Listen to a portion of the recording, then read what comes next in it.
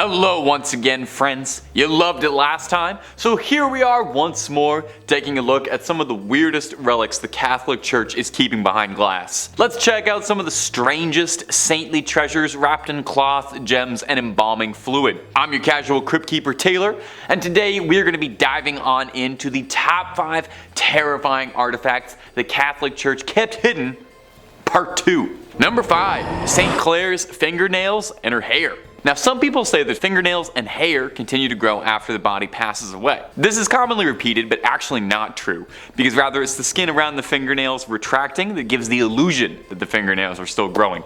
I thought I would just toss in a totally unrelated fun fact you can use at a party. These fingernails aren't growing at all, because they're not attached to anybody, and they're kept in a glass box alongside some of St. Clare's wonderful curls, like the world's worst and possibly stinkiest time capsule. Now, St. Clare was often overshadowed by her more famous mentor, Francis of Assisi, but St. Clare was her own woman, accomplished in her own right. She founded her own order of nuns, the Poor Clares. Inspired by Francis's teachings when she was a teenager, she renounced the world and founded an order based on the ideals of extreme poverty and contemplation. I should probably look into this order because being extremely broke and contemplating being extremely broke is about 99% of what I do. The order spread popularity and houses of Poor Clares were established far away from her home convent in Assisi. Now, it's said that part of what made St. Clare's decision to give up the worldly life so inspiring was that not only was she blessed to be born into a family of great wealth, but oh va va voom, St. Clare was a real stunner. Now, the depictions we have to work with may not look like much, but they called her the first Jenner for her luscious lips and flowing locks. As proof of her devotion, Francis trimmed her beautiful extravagant hair as a physical manifestation of rejecting her former vain existence. As you can see, I'm not quite there yet. I'm still quite happy with my vain, disgusting hair. Now, someone down the line managed to get a hold of St. Clare's hair and fingernails. Maybe they were just sweeping the barber room floor. These treasures, for lack of a better word, were kept and encased in a reliquary at the basilica named in her honor. This also contains a rock crystal flask with her fingernails.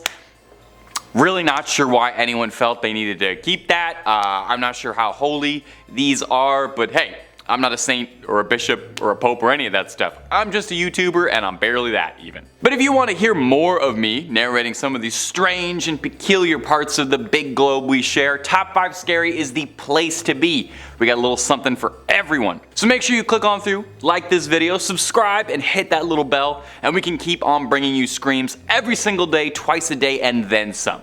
But do that at the end of this video, okay? We got way more weird Catholic relics coming up for you. Number 4, Papal Hearts. They say some people wear their hearts on their sleeves, and some people collect 22 hearts in marble urns inside a beautiful reliquary. We all have our hobbies. We all collect things. Just make sure those hearts are still in their original packaging, otherwise, they're totally worthless. Well, these aren't just regular old hearts. These are the hearts of 22 former popes. Obviously, they're former popes if their hearts are, obviously. At the Church of Santi Vincenzo e Anastasio a Trivia. Oof, that's a mouthful. We're not saying that again. You can find the sealed hearts of 22 popes in marble urns for all to appreciate. The popes are listed to the left of the altar, with the oldest coming in all the way from the 15th century with Sixtus V to the fresh and still beating heart of Leo XIII in 1903. Now, this custom of separating a pope's organs from the corpse sounds a bit strange, or a bit Egyptian, like they might mummify them. And then this process was called praecordia, and was done to prevent decay while funeral arrangements were made, and just to test a little bit if they were worried the Pope was going to reanimate. The tradition started up in the 14th century when it was established that when a Pope passed away, they would be mourned for 9 days. 9 days, with suffrage massages being said each day. They borrowed this little schedule from the Byzantines, who observed deaths of their emperors in a very similar manner. Really taken a while off. They took a whole pay period to mourn the loss, and then you dry those tears right up, get back to work. Now, this was all the rage for popes of yesteryear, very trendy, very in fashion. But Pope Pius X in 1914 had a change of heart when he expressly forbade it in his burial and will. He said, "Don't do any of that weird stuff to me." Those were his exact words, if you can believe it. Now, since then, his successors have all agreed and have all done the same. But who's to say? I feel this could be coming back in fashion. Pope Francis, how you feeling? You gotta listen to your heart on this one. Number 3, the Holy Souls of Purgatory. Purgatory, in Catholic belief, is kind of like a giant waiting room while the upper management figures out just where exactly they're going to find a good spot that's best for you.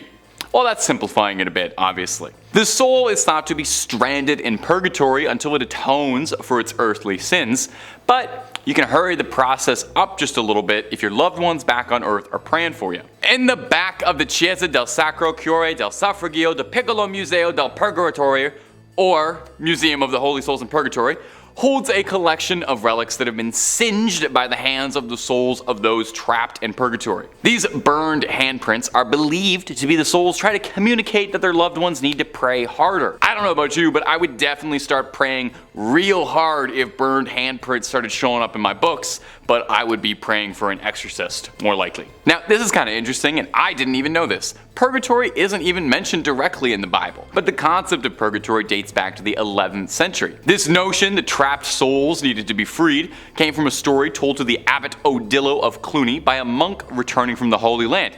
He told this story about how this ship had been wrecked, that he'd been cast ashore on a mysterious island, and a hermit who lived on the island related his own story of a chasm from which screams of trapped souls and demonic flames rose and ravaged. He told of how the demons would complain about losing souls when your loved ones would pray for their behalf. So November 2nd was established as All Souls Day. Everybody, all the souls. Where it was believed that prayers by the living could help get all of those trapped dead in purgatory loose.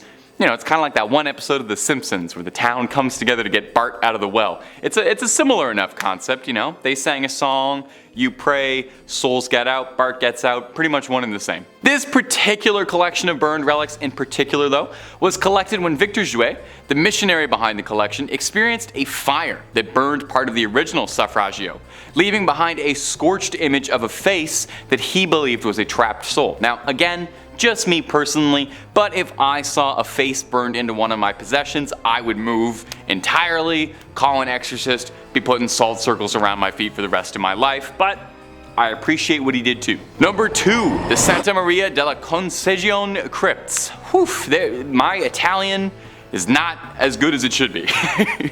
Inside the Santa Maria della Concezione crypts, as many as 4,000 friars lie here. Well, lie is probably the wrong word, as they hang here is probably a more accurate description, as these 4,000 bodies are hanging from the rafters, decorating the space of every inch of the church. Now, it might seem a bit grim or beautiful, depending on your twisted point of view. We're a scary channel, I ain't gonna judge you. There's a certain chic to it, but I wouldn't be surprised if they have to spend a few hundred a month on keeping air fresheners and incense just running all the time there. Now, you might reasonably be wondering, hey, why do they hang bones from the wall like they're throwing a Halloween party and no one went to the store to get actual decorations and they had to make do with what they had? Well, they're not just festive. The practice dates back from the 16th century when the Capuchin friars, not named after the monkey but because of the hoods they wore, left the friary of St. Bonaventure to come live at Santa Maria della Concezione. They were ordered by the Pope's brother at the time to bring the remains of deceased friars with them to their new home so that all the Capuchins could lie together. With a huge amount of bodies on their hands, the brothers decided to get a little fun with it and decorate the walls of the crypts with their bones as a way of reminding them that death comes for all of them. Surely there's a slightly easier way to remind you of the ever-present mortality that hangs over us than literally hanging a bunch of pelvises to the buttresses, but what do I know? A plaque in the crypt reads, "What you are now, we once were. What we are now, you shall be," which is grim. No way around it. The crypt contains a little bit of everything inside you. Crypt of skulls, lovely load of leg bones, and the star of the show is definitely the crypt of pelvises. Oh, make sure you get a photo in there. Make sure you grab a fridge magnet from the Pelvis Room gift shop. And number 1, St. John the Baptist's many heads. They say 2 heads are better than 1, which might be proof of what a great man St. John the Baptist is, because no one can seem to agree how many heads the guy actually had. The saint's head was supposedly brought back from Constantinople in 1206 by the crusader Wallen de Satan, but it seems this happened more than a few times, since 3 different shrines across the globe all claim to have the original head of St. John the Baptist, and no one's able to clear this up anytime soon. St. John was a forerunner of Jesus Christ, and the New Testament says that John was beheaded by Herod around 28 CE as a punishment for criticizing his recent divorce. Yeesh. Paintings of the beheading depicted on a silver platter, which is a nice way to get a severed head, I think. I don't know if I ever want a head delivered to me, but if I had to, I would want it on a silver platter. According to the legend, there really was a silver platter his head was delivered on that made its way to Constantinople or Istanbul, but was sold by the Crusaders in order to pay for his travels back. John's head was on display in the Amiens Cathedral up until the French Revolution, where they confiscated all church treasures, and it would eventually return home in 1816, then going all the way back to Rome from Greek monks who brought it to a shrine decorated with beautiful stained glass, one panel depicting the head on a silver platter. You think you wouldn't want to remember that? Well, here's where the trouble comes in. A German museum in Munich also takes great pride in having St. John's head. The Munich Residence Museum contains a bunch of other holy relics, but their most prized is the alleged St. John's head, although no one really knows how it got there. This skull is wrapped in cloth and heavily interred with gems. Now 2 would be impressive, but St. John's got a crowd worth of heads because he's got 3.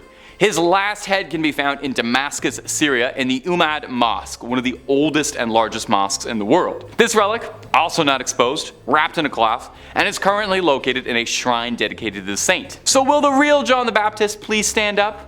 Or do all 3 of these heads actually really belong to him, and he had to be beheaded 3 times for it to take? You know what, don't answer that. I'm not sure if that's something I really want to know. Well, that's about all she wrote for this one, my ghouls and goblins. Thanks so much for watching. You creep on creeping on, and I'll see you in the next one, provided I haven't been excommunicated for heresy. Take it easy.